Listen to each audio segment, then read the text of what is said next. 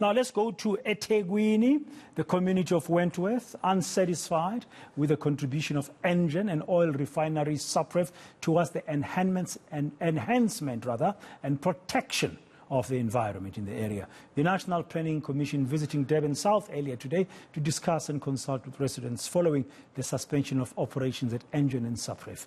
My colleague, eNCA senior reporter Dasen Thathiah is there. Let's cross live to him now, also smiling because he's not wearing a mask for the first time in more than 20 months, reporting on the ground this afternoon, which is day one, of course, of the new regulations announced by the President, restrictions rather announced by the President last night. Dasen, good afternoon. On to the story that you're with.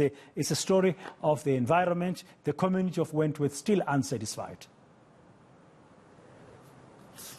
Definitely, Brad. You just made a comment about a mask, but I actually think that I should be wearing a mask here in Wentworth, and that's because of the pollution that this community is constantly complaining about. One of the issues that has come up in this meeting that is being held here by the Presidential Climate Commission, they are here as part of their public consultation to hear what this community has to say as they move, or as society moves towards this new, cleaner and greener kind of era that the country is trying to get into. They're calling it a just transition, but a key part of that is the human element and how it will impact communities like this one and others around the country. So that meeting is just about wrapping up now, but I have with me one of the community activists in the area, Mr. Quincy Finn. Thank you so much for joining me. Now, you said, for example, when you talk about the closure of the refineries, you called it a bittersweet moment. Tell me why. Absolutely, Dasen, and thank you for engaging with us. Yeah, it was absolutely bittersweet in a sense that people, had plans for the jobs that were coming up at the refinery. This is a community that is extremely reliant on the turnaround and shutdown projects that the refineries engage in on an annual basis. And so in this situation, specifically with the Sapref closure, you had a situation where people had already been mobilized onto site. People were making preparations to onboard some 3,500 employees, largely from from the South Durban basin, but also from other parts of the country. And that was sort of summarily just pulled. The rug was pulled from under them, and they were sent home. So we're seeing the effects of this rapid decarbonization strategy in action. We're seeing the sort of real consequences of how it's affecting people, on the ground. And it's really disconcerting, but at the same time bittersweet from the point of view that we know that it's inevitable. And I think as a community, as an international community, we all understand that it's a prerogative, it's an imperative for humanity to decarbonize. But let's just talk about the consequences, right? As we move towards this other society, there's going to be those consequences of job losses. Now, one of the things that I heard you say specifically to this commission is that you're worried about the sustainability of the livelihoods in this community. And you also mentioned that you're not seeing any signs of that move, for example, upskilling people that live here.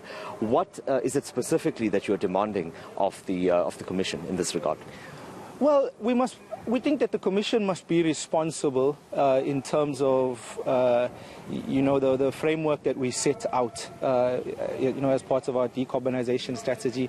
Maybe they might want to consider that, trying to follow the timelines imposed on us by the richer nations is not really fair to us as a society, because we don't see any kind of downstream beneficiation. We don't see any kind of investment into manufacturing projects that could potentially enhance our journey or be part of the journey. I'm talking about photovoltaic, solar panel manufacturing. We don't even see people being trained to install solar panels, and I mean these are the type of skills that a community like this would be able to pick up quite easily.